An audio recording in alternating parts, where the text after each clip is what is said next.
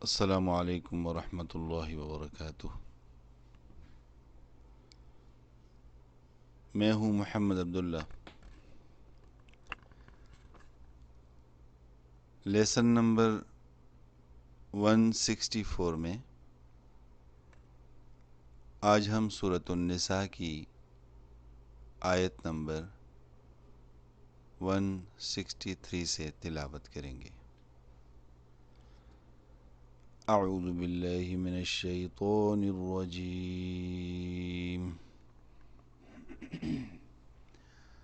بسم اللہ الرحمن الرحیم۔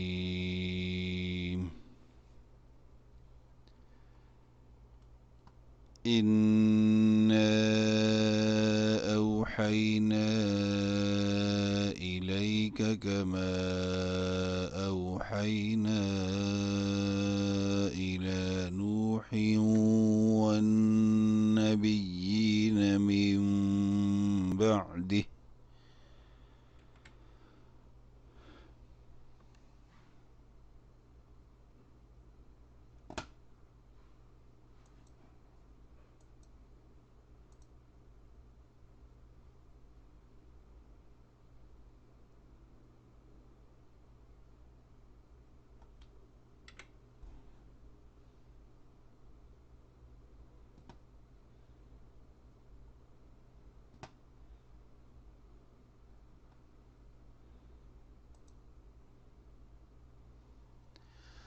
وَأَوْحَيْنَا إِلَى إِبْرَاهِيمَ وَإِسْمَاعِيلَ وَإِسْحَاقَ وَيَعْقُوبَ وَالْأَسْبَاطِ وَعِيسَى وَأَيُّوبَ وَيُونُسَ وَهَارُونَ وَسُلَيْمَانَ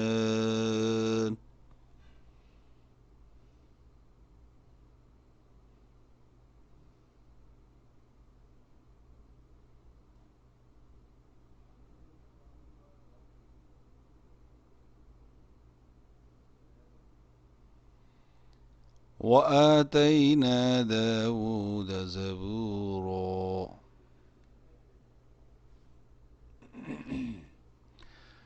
یہاں پر ایک چیز نوٹ کرتے جائیے۔ عوام الناس میں عام طور پہ یہ کامن غلطی پائی جاتی ہے کہ ورڈز کو بیلنس نہیں کر پاتے۔ اس کی وجہ کہ وہ اس بات کو بیسیکلی سمجھ نہیں پاتے کہ ورڈ کو بیلنس کیسے کرنا ہے۔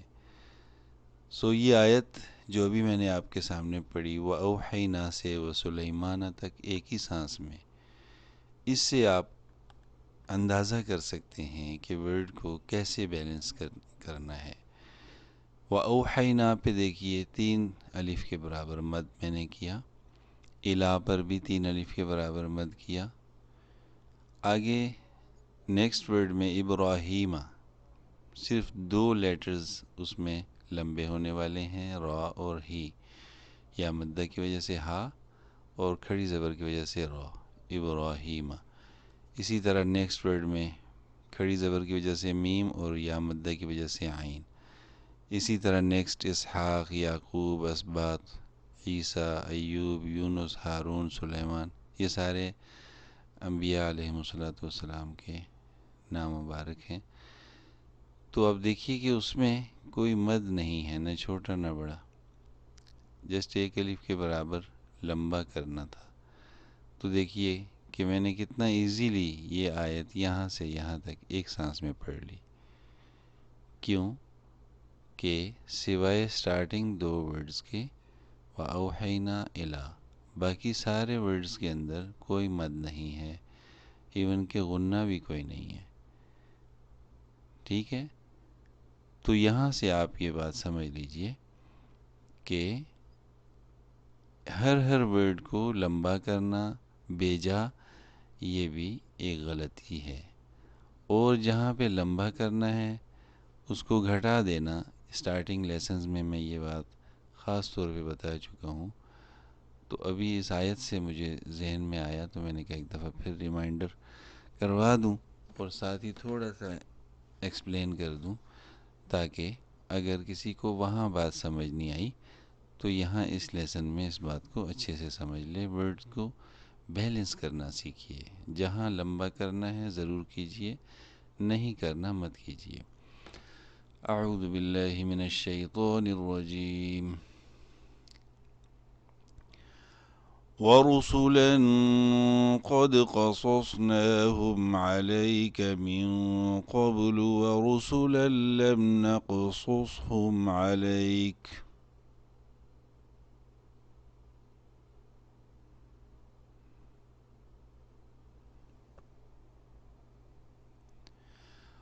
وكلم الله موسى تكليما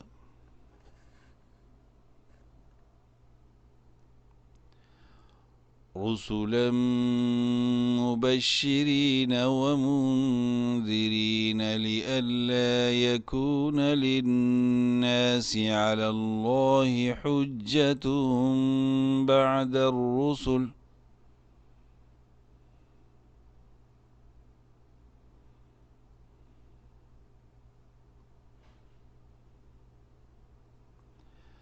وكان الله عزيزا حكيما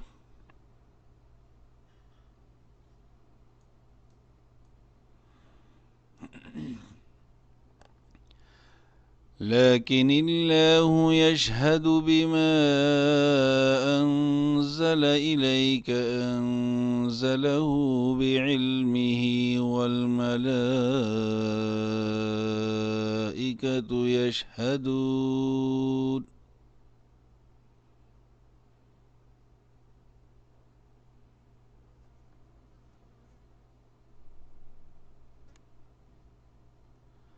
وكفى بالله شهيدا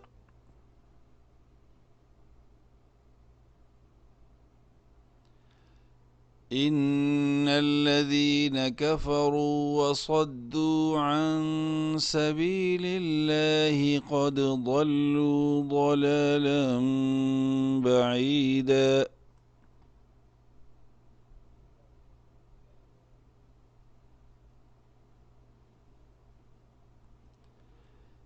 إن الذين كفروا وظلموا لم يكن الله ليغفر لهم ولا ليهديهم طريقا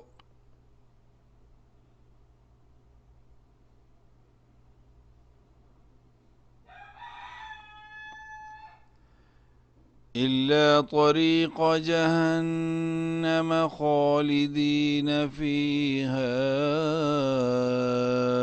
أبدا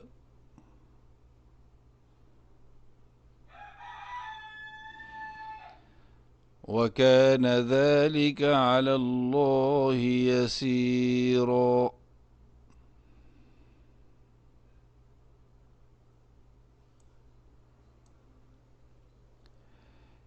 يا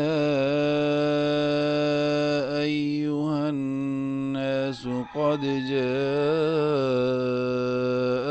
الرسول بالحق من ربكم فآمنوا خيرا لكم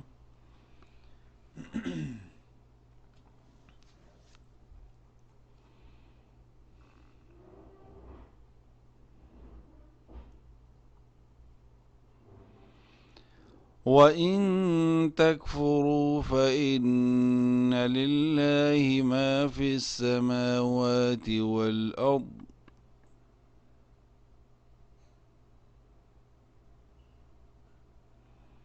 وكان الله عليما حكيما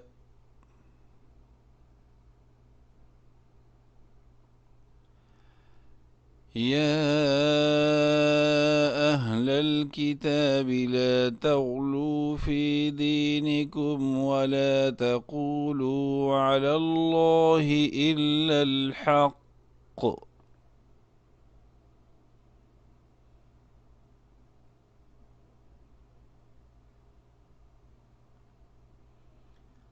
إنما المسيح عيسى بن مريم رسول الله وكلمته ألقاها إلى مريم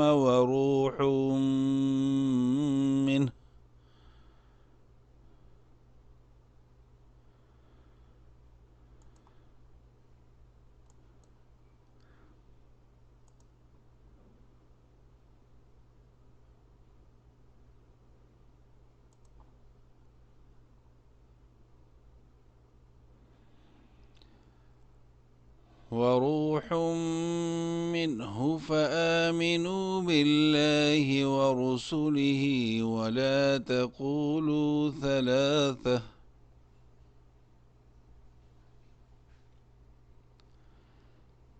انتهوا خيرا لكم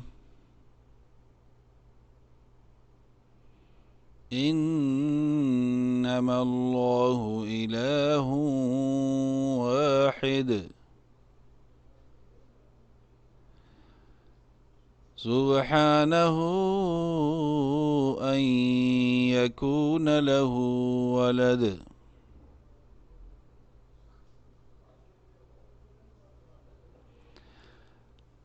له ما في السماوات وما في الأرض